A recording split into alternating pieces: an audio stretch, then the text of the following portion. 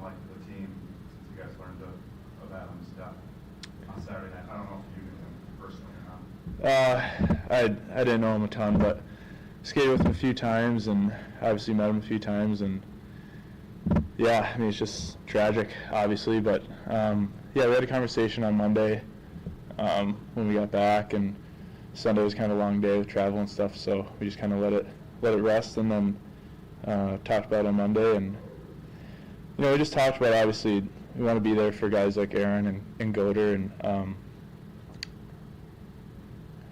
just think about their family, and it was tough for me. It took me a little bit, and still is, obviously. So, but yeah, we just talked about really enjoying being here, enjoying being at the rink, enjoying being on the ice, and lacing up our skates every day, because you never know. So, obviously it was a freak accident, tragic incident that we, obviously doesn't happen in our game a lot, but we just talked about enjoying each other and obviously glorifying him and glorifying his life through our work this week and the rest of the year. So we're going to continue to do that, and continue to think about him with whatever we do.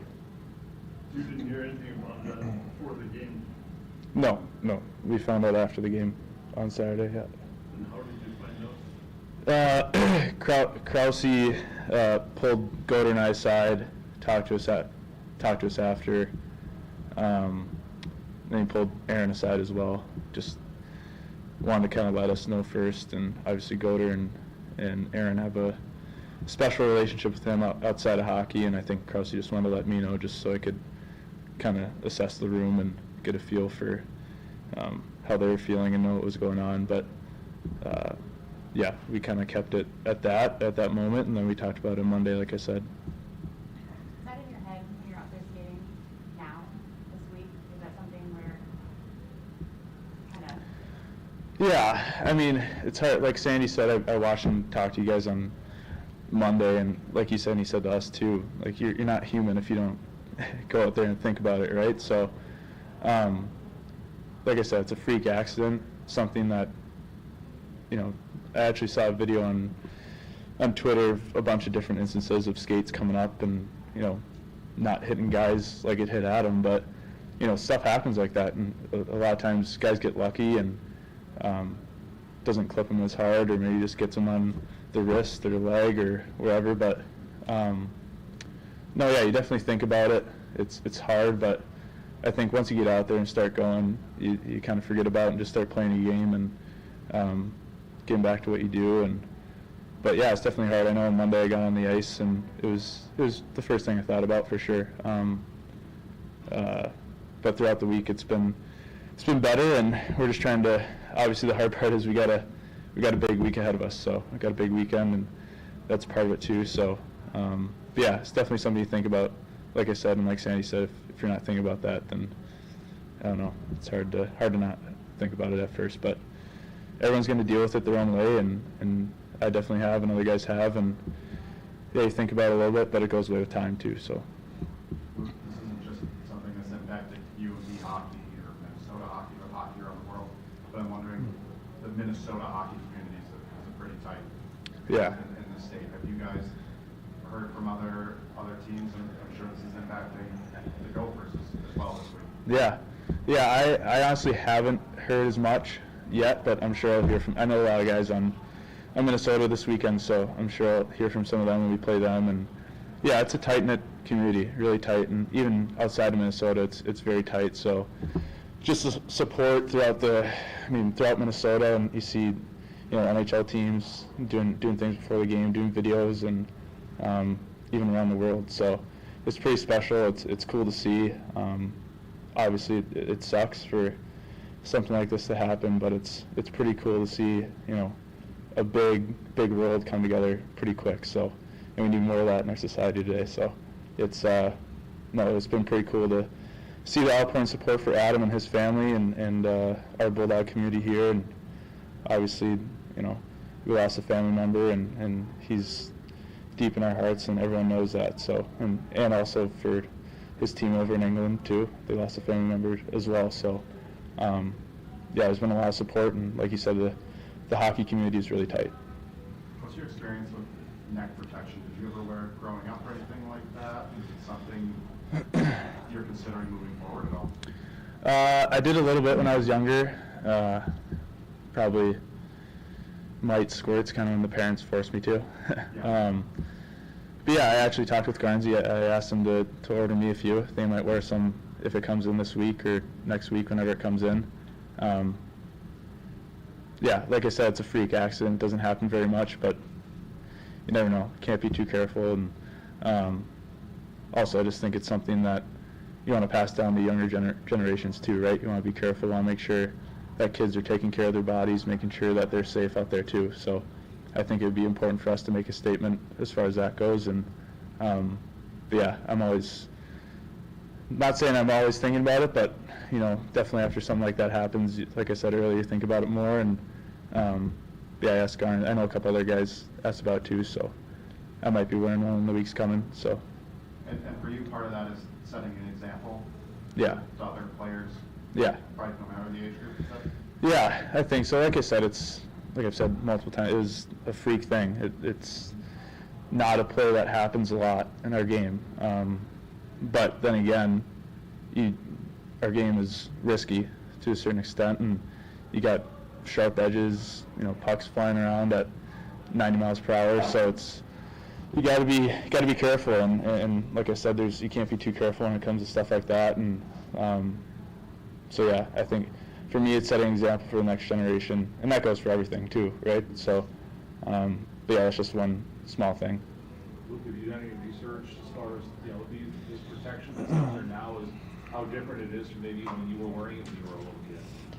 I have not, but I know that, I mean, I've seen things that, even I think Bauer had a statement that they put out. I think Warroad Co., they put out a statement saying that they already sold out of other stuff, and I actually wore a Warroad shirt last year, and I know their technology is great, so I know there's lots of companies out there that take pride in all that, obviously, to make a living off of it, so I'm going to trust them. I'm going to trust what they put out there in their products, and yeah, I know ever since things have definitely changed since I wore it last, but like I said, I'm going to trust whatever they put out there, and we'll see what Garnsey gets for us from probably CCM, and I'm sure they're going to have a great product for us. Do you wear short cuff gloves or long cuff? Shorter, but I wear some wrist guards, so yeah, and they just. That's an interesting thing too, right? I mean, they make the long cuffs so you don't get cut there, and then hockey players are funny because you give them a choice of what's comfortable or what's safe. They'll take comfortable every time. Yeah, I think that's Shoulder pads, like, oh no, I want the old flimsy one that I always wore because it was comfortable. You don't want the protective one. Yeah, some guys choose that. Some guys choose other ones. I know Dom had a pair of shoulder pads in there for a long time that he's had, and other guys have had pieces of equipment that they've had since Pee Wee. So yeah, it's all personal preference. But yeah, I have shorter gloves, and I've been wearing the wrist guards this year. So that's just another small piece of equipment I think is important too. So. What was the neck guard? Do you remember what it was like when you were a kid? What you were wearing? It was just the neck. It was just the neck piece. It wasn't. Yeah, I asked Garns to. I think all of us ordered the shirts. So I think those were more comfortable and less bulky. But yeah, we'll see what he gets for us. Like I said, CCM will give us a good product, and we'll make sure that guys are wearing it, and we'll see how it feels. But yeah, when I was younger, it was those bulky Vaughn ones that everyone had. So yeah. Maybe you could sell it as something you could also wear on the plane to sleep with. Yeah, no. Yeah. It's almost like that, right? Yeah. Scott mentioned it Monday, it's true that people grieve differently, and like you said, there's guys that knew Adam more, had different relationships with him, and they're hurting. How do you balance? They need their time, their space, their time to grieve, but you also have a team this weekend that's going to be ready for you and going to be ready for them. Yeah, 100%. We talked about it, and we had a captain's or leadership group meeting, and that was one of the things I said. I said, you know, obviously we want to, like I said earlier, we want to make sure that we're enjoying this week and enjoying being at the rink and enjoying being around each other because it's so special. It's such a, like I said, tight-knit community, and it's a privilege to come here every day. And so you got to find that joy, and through a time like this, you got to build each other up and build guys like Aaron and Goder up, and even other guys that may be struggling, you got to make sure that everyone's feeling like they have support, but at the same time, you got to balance that out with, got a big week coming up. So, and I think this week, for me personally, means a lot more. Obviously, it's the Gophers, so that adds on to it, but just for Adam, too, I think, anytime you lose, like I said, a family member, at any point, those games in the following weeks mean a lot more. So we're going to be a motivated group going into this weekend, and I'm confident that we're going to be able to balance those emotions and play well. Scott mentioned it on Monday that maybe the time you were playing Cornell on Saturday was the easiest time. Yeah. Before and after the games when it was really tough on him. Even though this was a hockey-related incident, has hockey been the best outlet for you guys on the team the time that you're on the ice practicing and looking forward to Friday, Saturday? Yeah, absolutely. That's what we talked about in the meeting as well. Is that's always kind of been at least my outlet for, obviously not to this extent, but when stuff's going on in my life, when I step out on the ice, it kind of just silences. So, which is great. That's why I love the game. That's why I love going out there, and a lot of guys feel the same way. So I think it's good for us to obviously just keep coming back every day, keep getting on the ice, keep being around each other. And it's hard when you're at home and you're thinking about it and you're just sitting at home. I know past few days I've been here a little longer just because I like being around here, so it makes me feel at home. So, but yeah, it's a good getaway for sure, and I think guys enjoy that, and guys all know that, so they take advantage of those times to be on the ice and be with the guys, and like I said, really enjoy being out there and lacing up your skates. Cornell games, goals change games. They get those two quick ones on Friday, and you start chasing at that point. It's hard to do that. You had that power play Saturday. How much did that change the game that you couldn't cash it on that early power play in Saturday's game?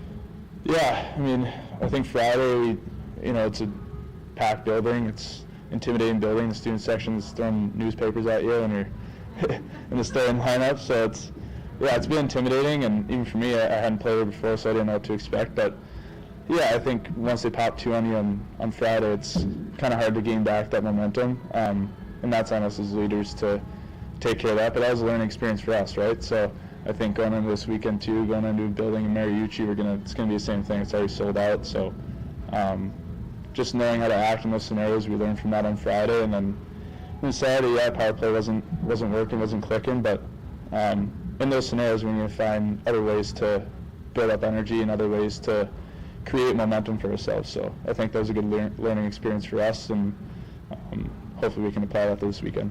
For you, what does it mean to play A the Gophers? lot.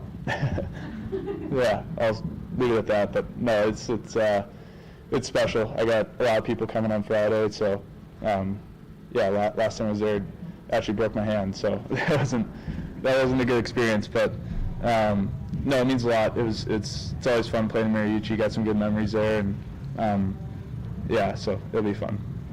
Pete, you didn't get to play him last year, so this is a perk. This is a big perk of coming back the fifth year now. Yeah, exactly.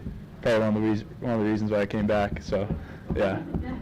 So, no, it'll be fun. I'm excited. And like I said, it's a lot more emotion this weekend, but it means a lot more to us personally with Adam, and obviously just alone the series is important every year. So, it'll be fun. It's also hard to compare because in the old days it was a wonderfully intense rivalry. It was bordering on hatred, you know what I mean? But it was really intense and really exciting, and that edge is gone now with all the conference thing, but it's still a big deal.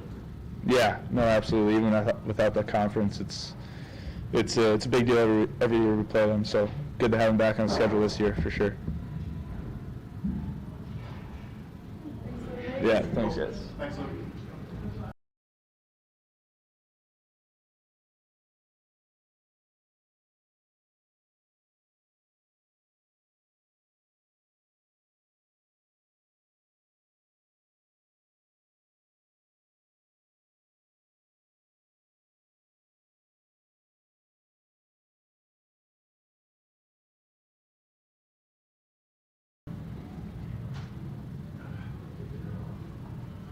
Scott, Adam's family's starting up a charity in his honor, benefiting hockey in Hibbing.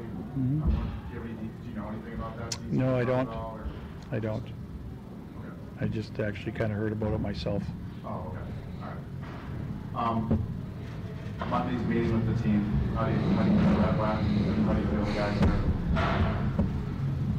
are handling going through the stretch? So. Well, it's only been 1 day since the meeting, so, yeah, it's tough. I mean, you know, just tried to talk about making sure we all understand and help each other out. And just deal with it as a group. That's all you can do.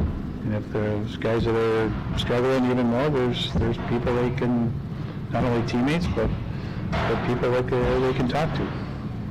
Have you seen that leadership group step up? I thought one of the things that Luke said that stood out was like the neck guards. He wants to wear those to set an example and such moving forward. We didn't even talk about that. I know there's some other coaches that I've talked to that have offered that to their teams, like let our guys make those decisions, right? So I'm not shocked by that. Got some stuff that Garnsey ordered, so if guys want to wear that, I'm all for it. Do you think that this is going to go, the other rule change you're coming up, do you think that will be something that's not just talked about but implemented for next year? I couldn't answer that off. I know it's going to be talked about. I know it was on the docket even before this happened because we talked about it last year, like I said, as a committee. So Rick Kotkin was very adamant. He was the one that brought it up. Had a conversation with him the other day, and it's kind of funny how it takes, again, something catastrophic to make everybody realize. But I just think, again, I said it the other day, I mean, we're in a hockey world here, and this not only just impacts, you know, our team, it's the hockey world. From the pro level, in every part of the country to youth levels, I mean, it opens some eyes. And not that they haven't been open before, but like I said, certainly this is something that should move things along, and it sounds like it is, because it sounds like the manufacturers are running out of stuff, which is good, and hopefully I think, you know, even at the pro level, you know, it goes back to the visor, right? You know, some guys didn't wear it, and then they mandated it, so maybe it's something that, you know, guys, when they utilize some of the stuff that's out there, might realize it's not as cumbersome or awkward as people might think. So hopefully it does make a move to that, because it's not just the neck cuts.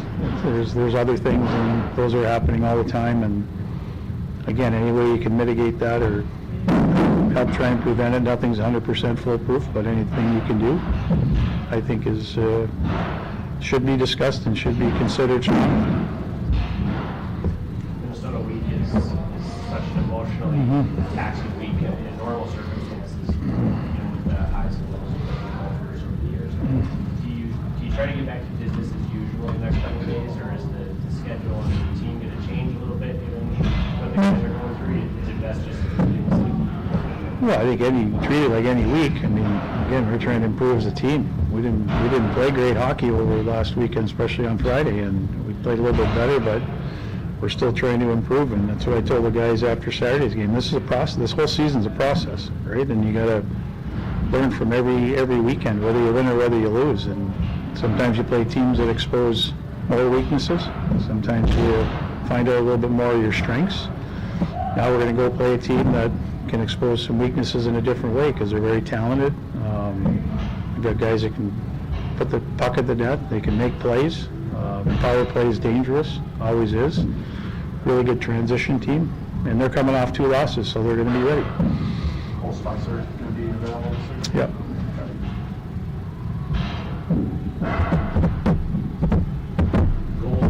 Goals change games. How much did it boost them to get the 2 they got early on Friday, and how much did it hurt you to not get that power play goal on Saturday to start that game?